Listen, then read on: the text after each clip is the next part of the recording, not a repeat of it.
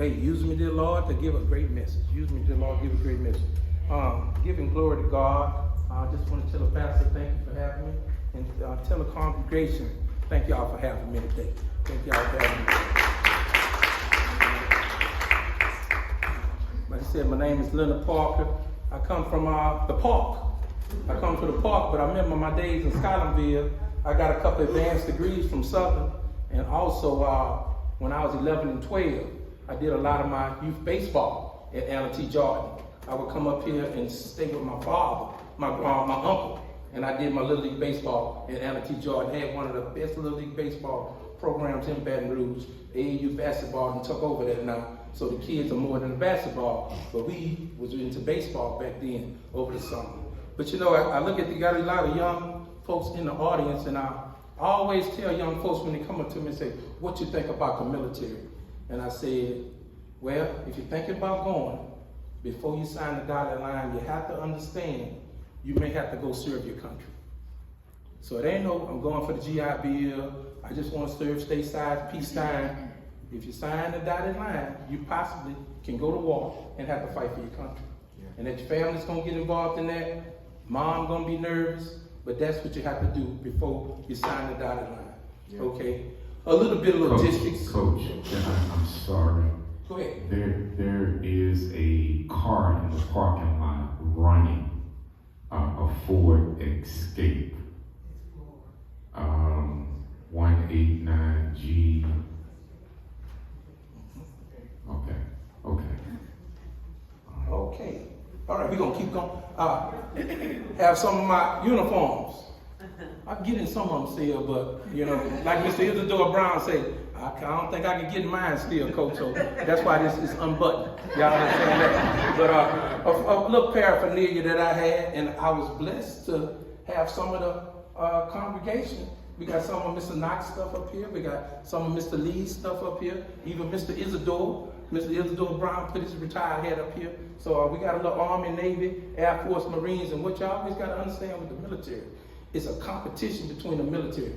Oh, the Army better, the Air Force better, Marine. But one thing, when I went to war, I found out we all got to work together so I can get back home. And, you know, to survive. So it's a group effort. It's a group effort. And I made this up myself. Mr. Isidore said, thank you for your service. You know, it's when you go up to a person and say thank you for your service, and our topic today is the price of patriotism. The price of patriotism. And when you say to that soldier, thank you for your service, in my way, it's just something I made up. You're talking to three different people. You're talking to a soldier that served their country, maybe in peacetime. Then you're talking to another soldier that went to war, but they was in a logistical category. Maybe support, transportation, finance. They didn't fight. But then you got that combat soldier, like Mr. Lee, Mr. Knox, myself. We actually shot bullets at people, and we got bullets shot back at us. That's that price of patriotism. It's a little different. Now, we all serve and we all support the United States. You got to understand, out of 100 people in the United States, ain't but one gonna serve the country. 1% serve your country. That's it. 100 people, 1,000 people, 100. 100 people, 1. So ain't too many. If you look at it like that, that's a price too. Yeah. You know, and so if you get a chance to look at this, you can. And in a few minutes, we're gonna have a PowerPoint come up there, and that's gonna be some of the prices of patriotism that I had to do when I was in war. You know, my journey started when I was 19 years old and I went to college. And my mother and father divorced. Hurt me, devastated me. Because I had two little sisters. I'm like, why y'all putting the divorce thing right now? Because we wanted to get you to college. And as a mature man, I saw they probably should have got a divorce when I was about 12. But as a 19-year-old, I didn't understand it, but I understand it now, looking back. But as a sophomore, I looked at that situation and I said to myself, when I graduate, I cannot come home and be a burden on my mother. Because some college graduates, they take a year to find a job. It's 6 months. I couldn't do that to my mother. I'm staying on 49th Street in a park. When I graduate, I have to have a job. So my sophomore year, I signed up with the military, that price. Not knowing that you could go to war, but I know I'm gonna have a job when I graduate immediately. You know, and a good job as an officer. And that's another thing about this congregation. It's a lieutenant colonel right here. Wow. You don't even see black officers in the military. You know, I had another captain back there. My brother. Your brother, captain. So you got 3 black officers in this right now in this church. Usually you see black soldiers, but not black officers that say, this is what we're gonna do and this is what you're gonna do. They give the orders. You know, so that's unique to see that. 3 in one church, that's great. But I signed when I was in the military, and then I graduated from college. When I graduated, I did not know I was gonna have 7 educational job offers from about 3 or 4 different states. I also could have went to play pro football because I was All-American linebacker. But that price of patriotism said, you signed this your sophomore year, you going to serve your 3-year active commitment and your 5-year inactive commitment, an 8-year commitment. You ain't going to no pros, and you ain't going to teach no school. Not right now, you know. You're going to serve the military. So me and my wife, who had already graduated, we got married, and I went on to the military. And 1 year in, I found out I have to go to war. And I'm like, wow. Okay, so I got to turn my apartment in. I got to do all this logistics, what you call our process, and getting ready to go to Saudi Arabia, 7,000 miles away. And we can start that slideshow now, if you could. You know, 7,000 miles away. I didn't say 700, I said 7,000. Saudi Arabia, Iran, Iraq, Kuwait. That's the areas I was going to be in. But my wife said, before you go, I got to tell you something. I said, what you got, girl? 4 days. I'm just 2 months pregnant. And I'm like, oh, okay. But at the time, in the early 90s, you had a lot of black males not taking care of their families. A lot of black males making babies, but not taking care of babies. And I said, oh no, that ain't the way to be. Matter of fact, we came into agreement going into marriage. We're gonna have 8 to 10 kids. But I'm gonna play pro football, so my mom and sister gonna help me raise them. So we're gonna put them on a payroll. They're gonna help me raise them, but if she agreed to that, as long as I ain't gotta go and work, we're gonna have a big family. But pro football didn't happen. But getting back with it, you know, to have that commitment, and for her to tell me 4 days before I leave for war, I'm 2 months pregnant. Did I want to go? Because I didn't want her to go through that pregnancy by herself. And I sure didn't want to go to war and don't come back, and now she got to raise a kid by herself. Once again, the price of patriotism. Yeah. When you sign, you got to go be a patriot and do what you need to do for your country. You know, so we go to war. We go to war, and I'm looking for that slideshow. You're working on it. Okay. We go to war, and I'm thinking realistically. I might don't get back.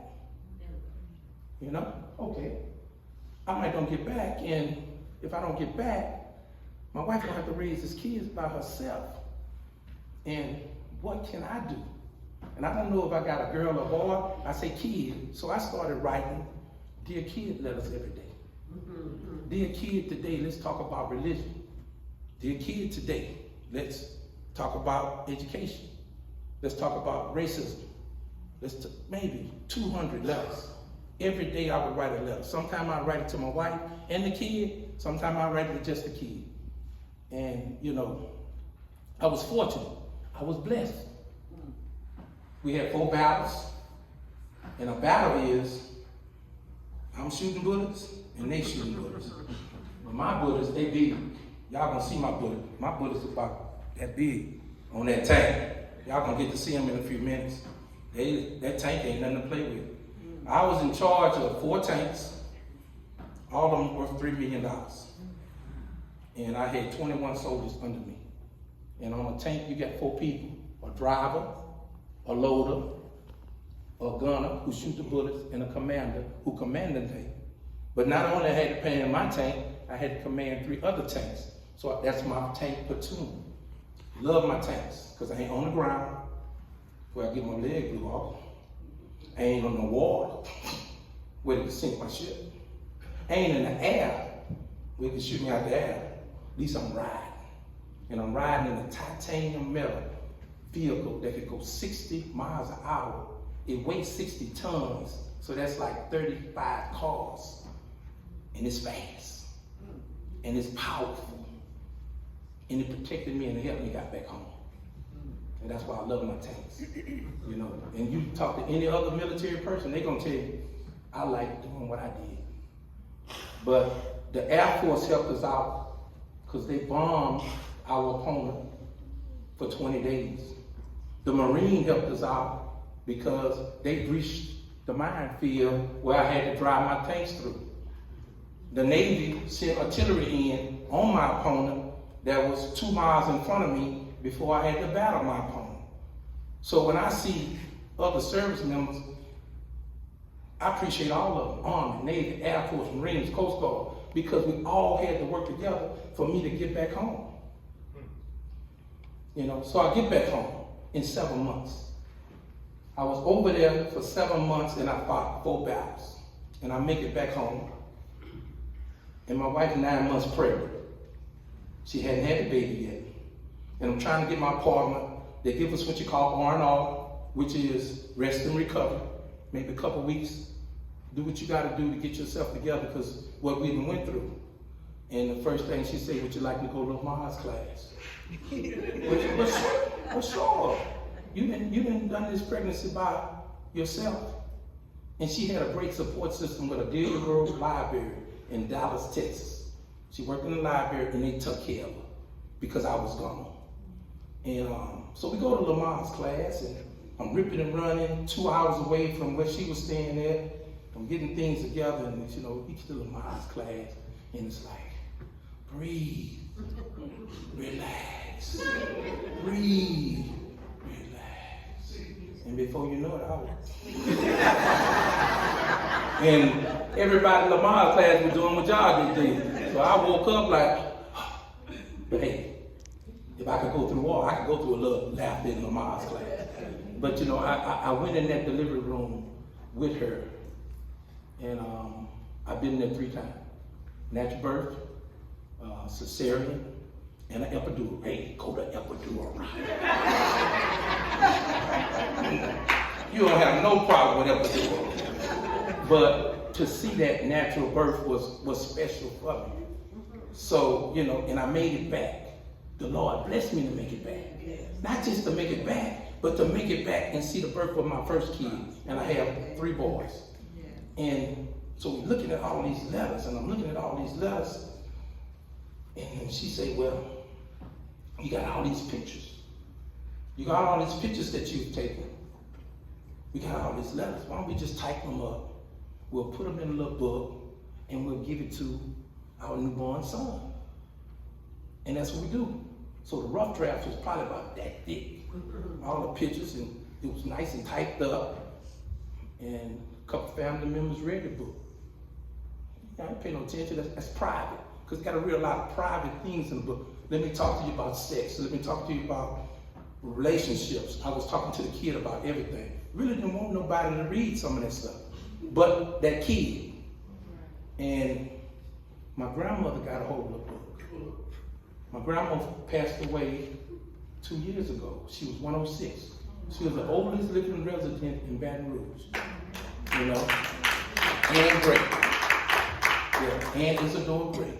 And she looked at the rough draft and she read it, the whole thing. She was probably about 80 at the time.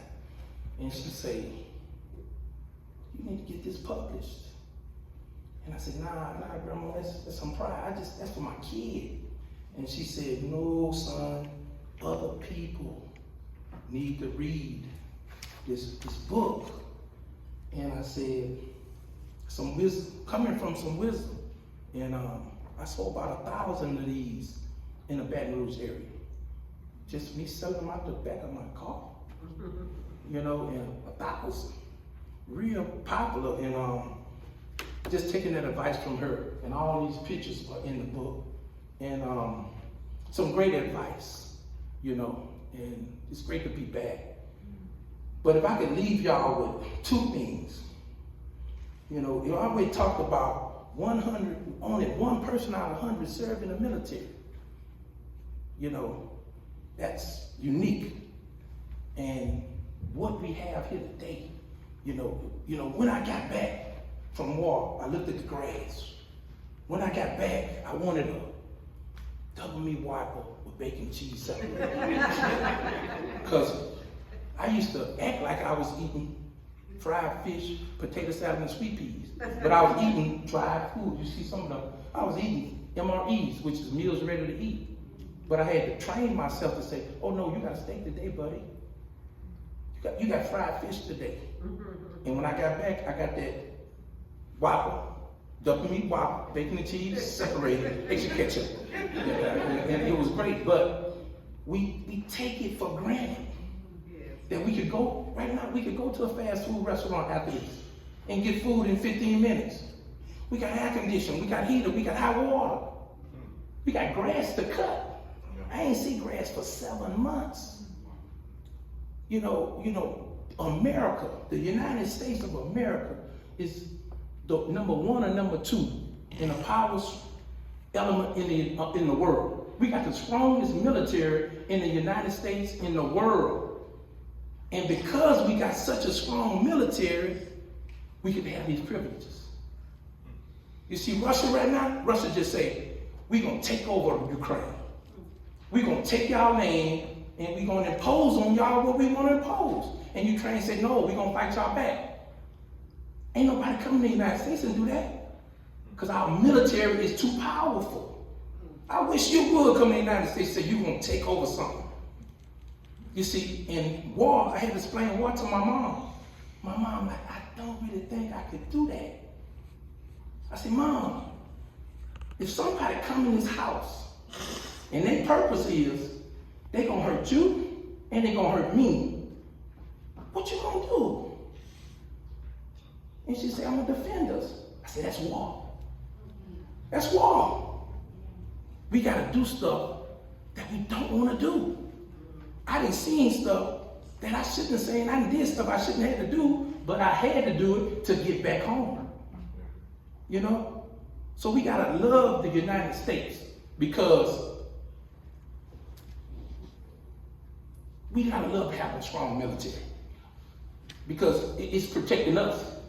It's giving us the ability to drive our car. You know? And people don't understand that because all our life, that's what you can have. And you're used to it. But if it get taken away from you, like Ukraine, you have to go to, wow. And that's why you got people trying to come over here because they know how good we got it. And I done talked to some of those Hispanic kids who tell me, yeah, I'm trying to sneak into the United States because every day I don't know if I'm gonna die in Mexico. They wanna come here because here is safe. And I can do what I want, I have freedom. And always remember that thing about freedom. Freedom ain't free. The cost of freedom, you need to have a strong military to back you. And I'm gonna close by saying this, and this is part of the most important thing I'm gonna say. I don't know if you believe in the United States. I don't know if you believe in the military. I don't even know if you believe in war. I don't know if you believe in the President of the United States. I know that's an issue. But guess what? I was a soldier. And I was a son. I had a wife. I had a kid on the way. I had neighbors. The Bible said, love your neighbor. I had neighbors. And they sent me 7,000 miles away from my house to fight. And I was going to do anything I had to do. And I told my soldiers, we used to We used to train at 3 in the morning because we could see at night on them tanks. And the enemy couldn't see at night. So all our battles, we fought at night when we had the advantage. I don't care what you feel about the United States. I don't care what you feel about war. I don't care what you feel about the president. Always support that soldier. Because that's your neighbor, that's your nephew, that's your niece. Support the soldier and get the soldier back home. What can I do to help them soldiers, even if I don't believe in the policies of the United States? Even if I don't believe in the government, I got to get that soldier back home. Because that soldier might be my kid. Y'all understand? Yeah. You know, hey, thank y'all very much for having me. You know, I got to meet some great people.